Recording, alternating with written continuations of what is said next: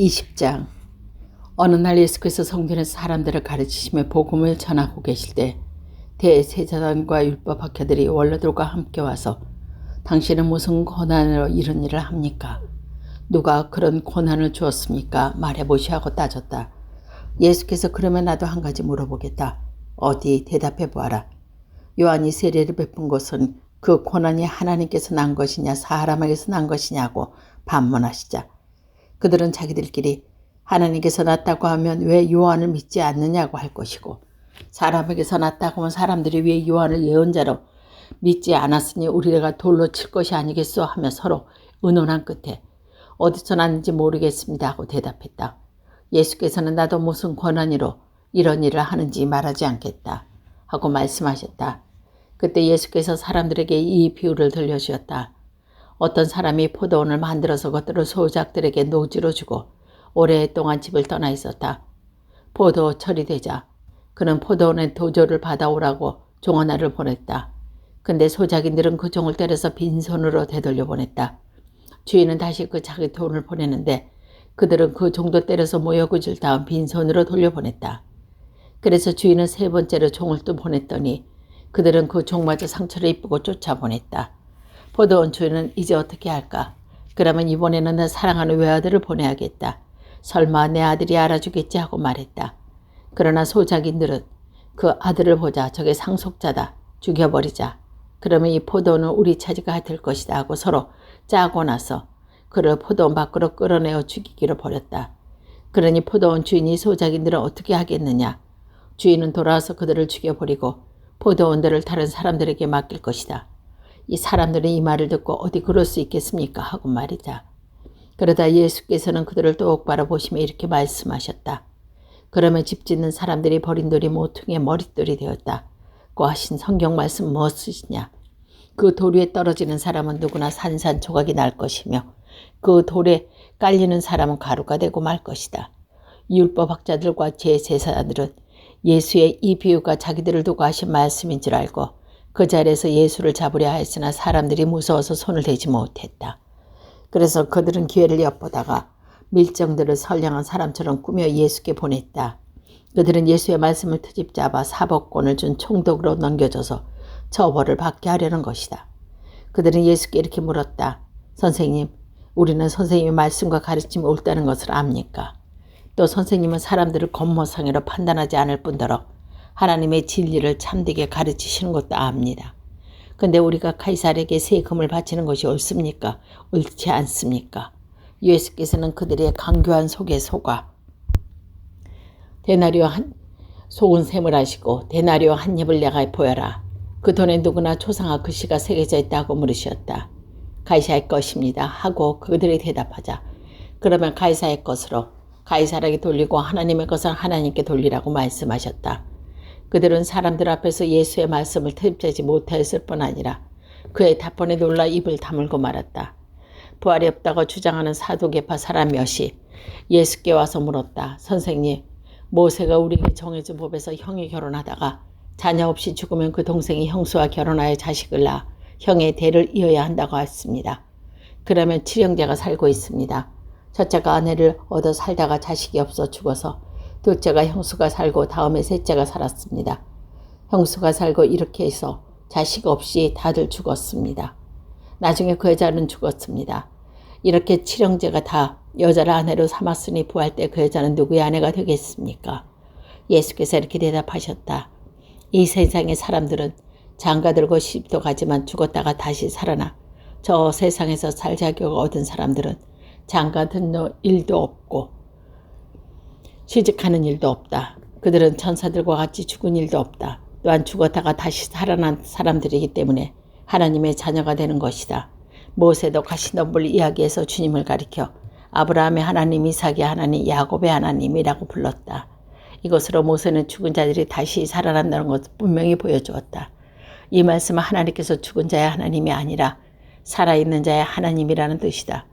하나님 앞에 있는 사람들은 모두 살아있는 것이다. 이 말씀을 듣고 있던 율법학자 몇 사람은 선생님, 옳은 말씀입니다 하였고 감히 그 이상 더 묻는 사람이 없었다. 예수께서 또 그들에게 말씀하셨다. 사람들이 그리스도를 다윗의 자손이라고 하는데 그것은 어떻게 된 일입니까? 다윗 자손이 시편에서 이렇게 읊지 않았느냐? 주 하나님께서 내 주님께 이르신 말씀. 내가 내 원수를 내 발 아래 굴복시킬 때까지 너는 내 오른편에 앉아있으라. 예수께서는 모든 사람이 듣고 있는 데서 제자들에게 이렇게 말씀하셨다. 율법학자들은 조심해라. 그들은 커다란 예복을 거치고 나타나기를 좋아하고 장터에서 인정받는 것을 즐기며 회당에서는 높은 자리를 찾고 잔치에 가면 윗자리에 앉으려 한다. 그리고 과부들의 가산을 등쳐먹으면서 기도 많은 남에게 보이려고 오래 한다. 이런 사람들이야말로 그만큼 더 엄한 벌을 받을 것이다. 21장. 어느 날 예수께서는 부자들이 와서 헌금궤에 돈을 넣는 것 보시고 계셨는데 마침 가난한 과부 한 사람이 작은 동전 2입을 넣는 것을 보시고 이렇게 말씀하셨다. 나는 분명히 말한다. 이 가난한 과부는 또 다른 사람보다 더 많은 돈을 넣었다. 저 사람들은 모두 넉넉한 데서 얼마씩을 예물로 바쳤지만 이 과부는 구차하면서도 가진 것을 전부 바친 것이다. 사람들이 아름다운 돌과 예물을 화려하게 꾸며진 성전을 보며 감탄하고 있었다. 그때 예수께서는 이렇게 말씀하셨다. 지금 너희가 성전을 바라보고 있지만 저 돌들이 어느 하나도 그 자리에 얹혀 있지 못하고 다 무너지고 말 것이다. 그들이 선생님, 그런 일이 언제 일어나겠습니까? 하고 그런 일이 일어날 즈음에서 어떤 징조가 나타나겠습니까? 하고 물었다. 예수께서는 이렇게 대답하셨다. 앞으로 많은 사람이 내 이름을 세우며 낳고 나서 내가 바로 그리스도다 혹은 때가 왔다 하고 떠들더라도 속지 않도록 조심하고 그들을 따라가지 마라. 또 전쟁과 반란의 소문을 듣고 두려워하지 마라. 그런 일은 반드시 먼저 일어나고 말 것이다. 그렇다고 끝날이 꼭 오는 것은 아니다. 예수께서는 계속해서 이렇게 말씀하셨다. 한 민족이 일어나 딴 민족을 치고 한 나라가 일어나면 딴 나라를 칠 것이며 곳곳에 무서운 지진이 일어나고 또 기근과 전염병도 휩쓸 것이며 하늘에 무서운 일들이 굉장한 징조로 나타났을 것이다. 그러나 이 모든 일이 일어나기 전에 너희는 잡혀서 박해를 당하고 회당에 끌려가 마침내 감옥에 갇히게 될 것이며 나 때문에 임금들의 총독들 앞에 서게 될 것이다. 그때야말로 너희가 나의 복음을 증언할 때다. 이 말을 명심해라. 그때 어떻게 항변할까 하고 미리 걱정하지 마라. 너희의 적수들이 아무도 맞서거나 반박할 수 없는 언병과 지혜를 내가 주겠다. 너희의 부모와 형제와 친척과 친구들까지도 너희를 잡아넘겨서 털어놓은 죽이까지 할 것이다. 그리고 너희는 나 때문에 모든 사람에게 미움을 받겠지만 머리카락 하나도 잃지 않을 것이다. 그리고 참고 견디면 생명을 얻을 것이다. 예루살렘이 적군에게 포위된 것을 보거든 그 도시가 파멸 날이 멀지 않아라. 그때 유다에 있는 사람들이 산으로 도망가고 성안에 있는 사람들은 그것을 빠져나가거라. 그리고 시골에 있는 사람들은 성안에 들어가지 마라. 그때가 바로 성서의 모든 말씀이 이루어지는 징벌의 날이다. 이럴 때는 임신한 여자가 젖먹이가 떨린 여자들은 불행하다. 이 땅에 무서운 재난이 닥칠 것이고 이 백성에게 하나님의 분노가 내릴 것이다. 사람들은 칼날에 쓰러질 것이며 포로가 되어 여러 나라에 갇혀 잡힐 것이다. 이방인의 시대가 끝날 때까지 예루살렘은 그들의 발 아래 짓밟힐 것이다. 그때가 되면 해와 달과 별의 징조가 나타날 것이다. 지상에서는 사납게 뛰도는 바다 물결에 놀라 모든 민족이 불안에 떨 것이며 사람들은 세상에 닥쳐 무서운 일을 내다보며 공포에 떨다가 기절하고 말 것이다. 모든 전체가 흔들리질 것이기 때문에 그렇다 그때 사람들은 사람의 아들이 구름을 타고 권능을 떨치며 영광에 쌓여오는 것을 볼 것이다. 이러한 일이 일어나기 시작하고도 몸을 일으켜 머리를 들어라. 너희가 구원받을 때까지 가까이 온 것이다. 그리고 예수께서는 어떤 비유를 들려주었다. 저 무화과 나무와 모든 나무를 보아라. 나무에 잎이 돋으면 그것을 보아 여름이 벌써 다 나온 것이다 알겠는다. 이와 같이 너희도 이런 일이 일어나는 것을 보거든 하나님의 나라가 다가온 줄 알아. 나는 분명히 말한다. 이 세대가 없어지기 전에 이 모든 일이 일어나고 말 것이다. 하늘과 땅이 사라질지라도 내 말은 결코 사라지지 않을 것이다. 흥청대며 먹고 마시는 일과 쓸데없는 세상 걱정이 마음을 뺏기지 않도록 조심해라. 그날이 갑자기 닥쳐올지도 모른다. 조심하여라. 그날이 온 땅 위에 사는 모든 사람에게 덫처럼 들이닥칠 것이다. 그러므로 너희는 앞으로 닥쳐올 이 모든 일을 피하며 사람의 아들 앞에 설 수 있도록 깨어 기도하라. 예수께서 낮에는 성전에서 가르치시고 저녁이 되면 올리브산에 올라가서 밤을 지셨다. 그리고 사람들은 모두 이른 아침부터 예수의 말씀을 들으려고 성전에 몰려들었다. 22장. 무교절 곧 과할절이나 명절이 다가왔다. 대제사장들과 율법학자들은 백성들이 무서워서 예수를 어떻게 죽여야 탈이 없을까 하고 궁리하고 있었다. 그런데 12 제자 하나인 가롯 사람 유다가 사단의 유혹에 빠졌다.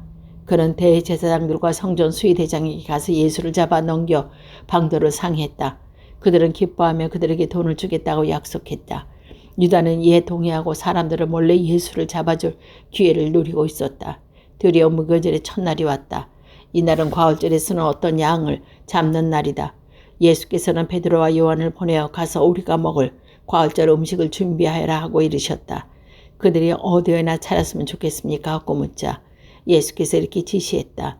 너희가 성 안에 들어가면 물동이를 메고 가는 사람을 만날 것이다.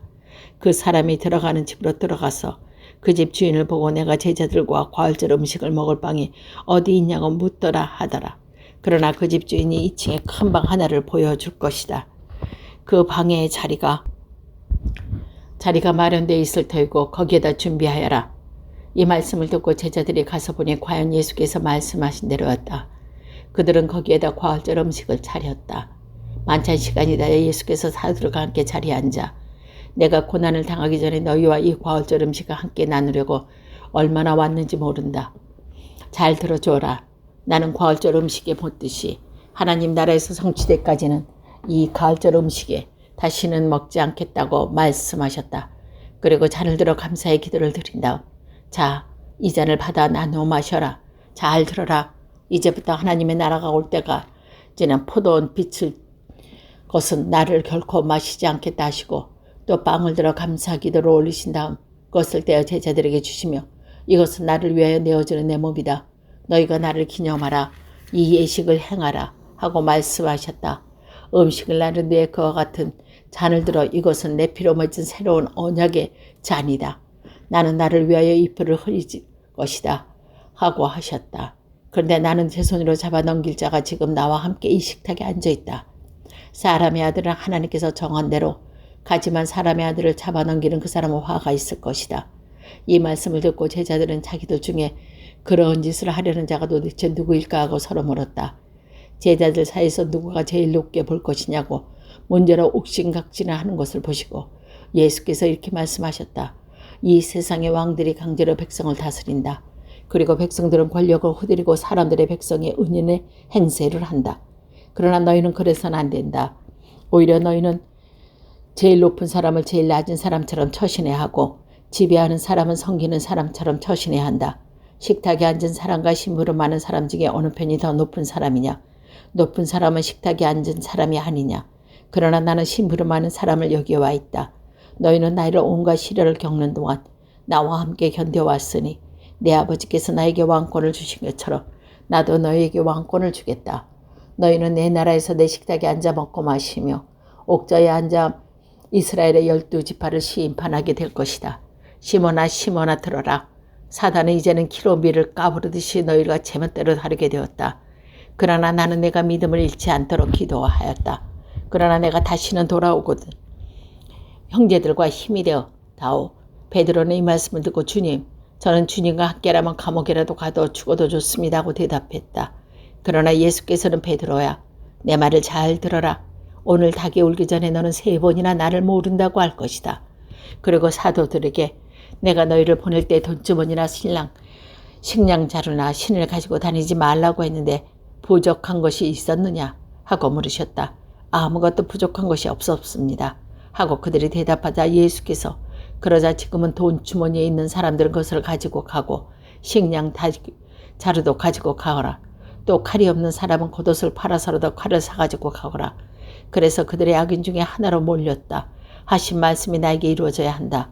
과연 나에게 기록한 다 이루어지고 있다고 하셨다. 이 말씀을 듣고 그들이 주님, 여기에 칼 2자루가 있습니다 하였더니 예수께서는 그만하면 되었다 하고 말씀하셨다. 예수께서 늘 하신 대로 밖으로 나가 올리브 산으로 가시자 제자들이 뒤따라갔다. 예수께서는 그곳에 이르러 제자들에게 유혹에 빠지지 않도록 기도해라 하시고 돌을 던지시고 다를 만한 것에 떨어져 무릎을 꿇고 기도하셨다. 아버지 뜻에 어긋나리 이리 않으면 이 잔을 저 자리에서 건져 주십시오. 그러나 제 뜻대로 하지 마옵시고 아버지의 뜻대로 하십시오. 기도를 마치고 일어서자 제자들이 돌아와 보니 그들은 슬픔에 지쳐 잠들어 있었다. 이것을 보고 예수께서는 제자들에게 왜 이렇게 잠 안 자고 있느냐? 유혹에 빠지지 않도록 일어나 기도하라 하고 말씀하셨다. 예수의 말씀이 이제 끝나기도 전에 무리가 때를 지어 12 제자 중에 하나 유다라는 사람을 앞세우고 나타났다.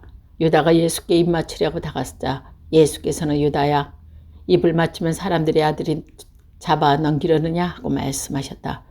예수와 함께 있던 제자들이 일이 어떻게 벌어진 것을 알고 주님, 저희가 칼로 쳐버릴까야 하고는 그 가운데 한 사람이 대사장의 종의 오른쪽 귀를 내리쳐 떨어뜨렸다.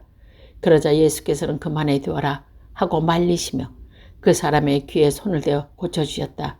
그리고 잡으러 온 대사장들이 성전 수의제장들과 원로들을 향하여 칼과 몽둥이를 들고 나를 잡으려 왔으니 내가 강도인다 말이냐.